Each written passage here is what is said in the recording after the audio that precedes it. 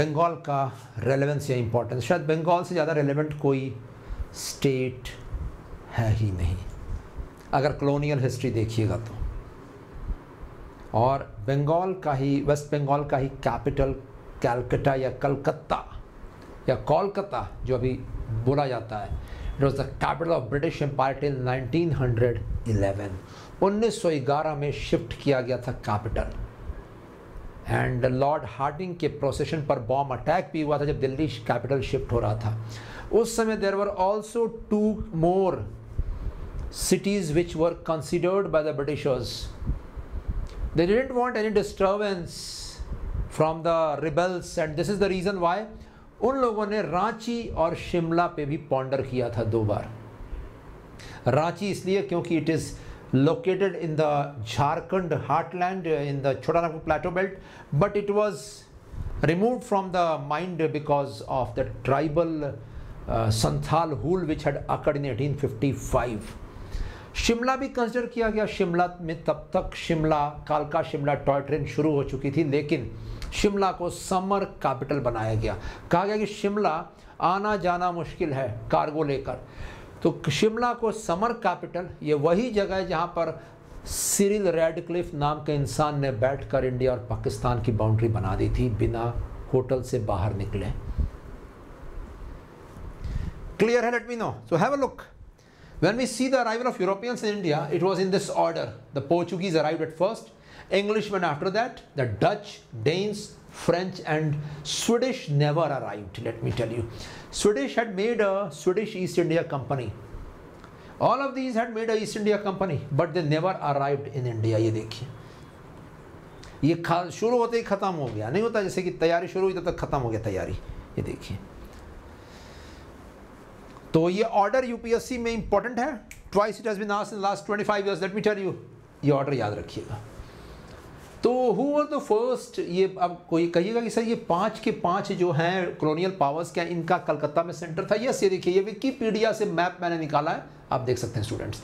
Wikipedia का ये map आप पहले देखिए, तब हम देखेंगे इनके सेंटर्स के नेम्स क्या थे। ये देखिए विकीपीडिया का मैप है, it is available on Wikipedia. ये देखिए, all due credit to Wikipedia for this map. ये देखिए,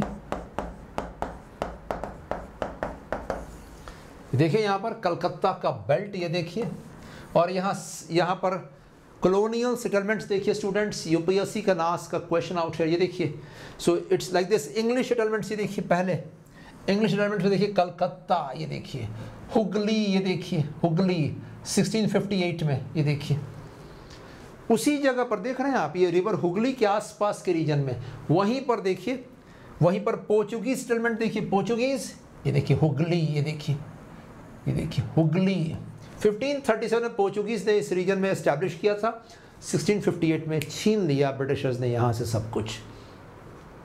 उसके बाद देखिए फ्रेंच सेटलमेंट, देखिए फ्रेंच, यस, चंदरनगर, ये देखिए चंदरनगर, ये देखिए फ्रेंच सेटलमेंट वहीं पर है स्टूडेंट्स, ये देखिए रिवर हुगली पर। नेक्स्ट ये देखिए डच सेटलमेंट, ये देखिए Chinsurah, Chinsurah is Dutch settlement. ये आया हुआ था चिंसुरा के बारे में द हिंदू में लास्ट ईयर, मैंने पढ़ाया था आपको। डच सिमेट्री है यहाँ पर चिंसुरा में, ये देखिए। And lastly Serampore was Danish settlement, ये देखिए। So all major powers were having a settlement out here. Yes, why? Bengal had a inertia. Clear? Is it buffering? Tell me students. ये आया हुआ है that buffer कर रहा है सर, ठीक है? मुझे बताइए।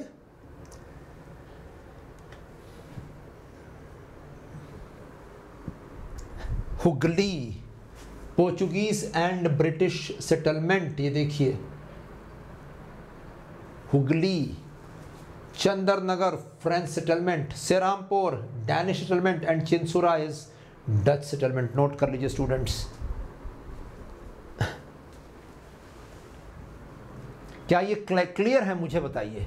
ये बहुत इंपॉर्टेंट प्लेसेस, इन सारे जगहों पर लड़ाइयाँ फाइट की गई, इनके बीच में अंततः कौन विजयी रहा? Who won these wars? Everyone knows students. Is this clear? Tell me। ये देखिए अब देखिए ये सारे सेटलमेंट्स के बारे में देखिए यहाँ दिया हुआ स्टूडेंट्स। अगर आप देखिएगा पहले डच, ये देखिए Dutch settlement came up at Chinsurah in 1653, ये देखिए। And in fact they collapsed, देखिए their collapse came with the defeat of Dutch. कहाँ के लोग थे? नीदरलैंड्स, हॉलैंड के लोग थे। Their collapse came with the defeat by the English in the battle of Bedara in 1759। यहीं पे बेदेरा एक गांव है, ये देखिए।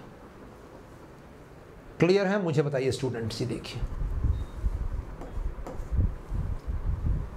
बेदेरा, बैटल ऑफ बेदेरा किसके बीच में फाइट किया गया था? याद रखिएगा, Dutch and English. Who won? English, that's it. आइए आगे बढ़ते हैं। डेन्स, ये देखिए डेन्स डेनमार्क के लोग थे। सेरामपुर बंगाल, कलकत्ता के पास, देखिए ये देखिए Serampore was their headquarters in India. Denmark के लोग आए थे। इनका मेजर एम कॉलोनियल पोजेशंस नहीं था, इनका एम था क्रिश्चियन मिशनरीज को लेकर आए थे ये लोग, स्प्रेड करने क्रिश्चियनिटी, दैट्स इट। ये देखिए, is this clear? They were forced to sell off their possessions to the British in 1845, ये देखिए। English, ये देखिए Englishmen, the Britishers, and you can see it here students, Englishmen, इनकी पूरी history यहाँ दी गई है। और ये देखिए आप देख सकते हैं, in 1690 they established a factory at Sutanuti by Job Charnock। Note कर लीजिएगा, ये सुतानुती ही आगे चलकर बना Calcutta. Sutanuti, Kalikata and Gobindapur, all three combined together became Calcutta under the Britishers, Englishman. ये देखिए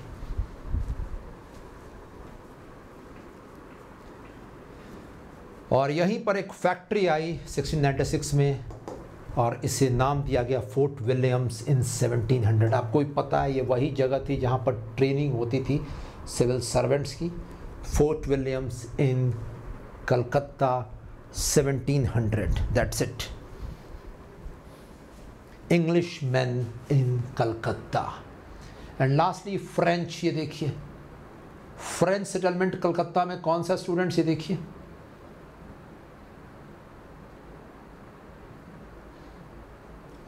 फ्रेंच सेटलमेंट का नाम क्या था यहाँ पर? मैंने अभी बताया था आपको स्टूडेंट्स, ये देखिए चंदर नगर, नोट कर लीजिएगा Chandernagar, that's it. They also were forced to abdicate and leave India and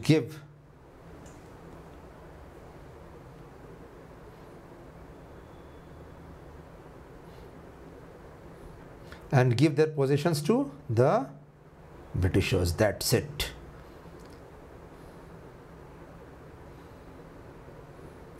factory का मतलब था इन लोगों का ट्रेडिंग फैक्ट्री, ट्रेडिंग सेटलमेंट था ये, ट्रेडिंग के लिए। ट्रेडिंग फैक्ट्रीज या कारखाना, अगर फैक्ट्रीज का हिंदी देखिएगा कारखाना, कारखाना सिस्टम शुरू किया गया था इंडिया में। इट वाज अ कॉमन, देखिए फैक्ट्री का मतलब प्रोडक्शन सेंटर नहीं होता है, फैक्ट्री का मतलब होता है कॉमन रूफ, एक रूफ जिसके अंदर में एक्टिविटीज़ चल रही हो कोई बड़े लार्ज स्केल पर। वो एक्टिविटीज़ मैन्युफैक्चरिंग हो सकती है, वो एक्टिविटीज़ ट्रेडिंग हो सकती है, दैट्स इट। तो मैंने बताया भी आपको शायद फिरोज शाह तुगलक के अंडर में, तुगलक डायनेस्टी के अंडर में कारखाना सिस्टम बिगिन हुआ था दिल्ली सल्तनत के अंडर में। The concept of large scale manufacturing, just you can imagine, it was 6 centuries back from the industrial revolution of Europe, उसके पहले शुरू हुआ था।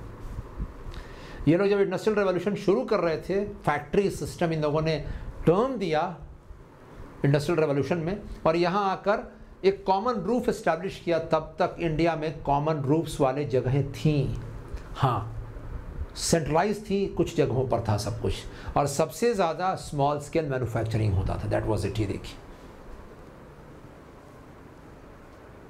क्लियर? आइए आगे बढ़ते हैं। यहाँ तक क्लैरिटी आ गई स्टूडेंट्स? मुझे बताइए। फैक्ट्री सिस्टम्स, कारखाना system, clear?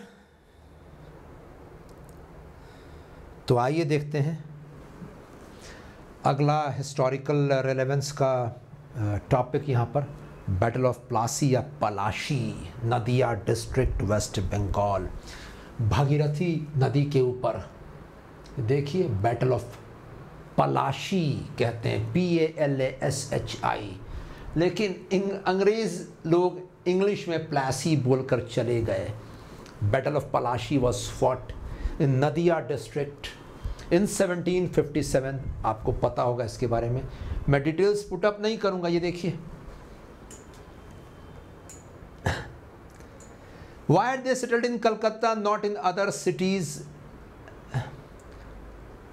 They had settled in other cities too, students. ये देखिए, as you can see in this Wikipedia के मैप में आप देखिए, लेकिन कलकत्ता उनके लिए सेंटर क्यों इमर्ज किया था? क्योंकि मुगल एम्पायर का सबसे रिचेस्ट प्रोविंस कलकत्ता था। इसे याद रखिएगा। उन्हें एक चीज समझ में आ गई थी, अगर हमें इंडियन सब कॉन्टिनेंट पर कब्जा करना है, कैप्चर करना है, तो हमें इधर से कुछ नहीं मिलने वाला है। हमें अगर अमीर बनना है, देखिए अमीर सबको बनना होता है शॉर्ट टर्म में, नहीं, अभी भी अमीर सबको बनना है शॉर्ट टर्म में।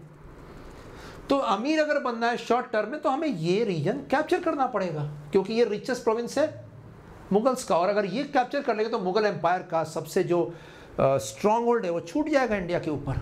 कितना वेल प्लान्ड मूव था उन लोगों का, ये देखिए यहाँ पर students.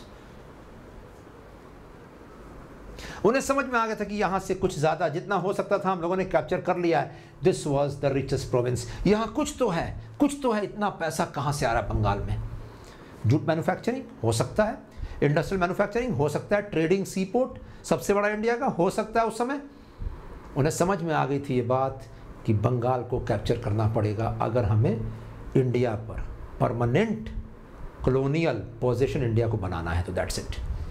I suppose this is pretty clear. Tell me students, तो बैटल ऑफ पलाशी was fought, ये देखिए बैटल ऑफ पलाशी, उसका बैटल ऑफ बक्सर 1764 में।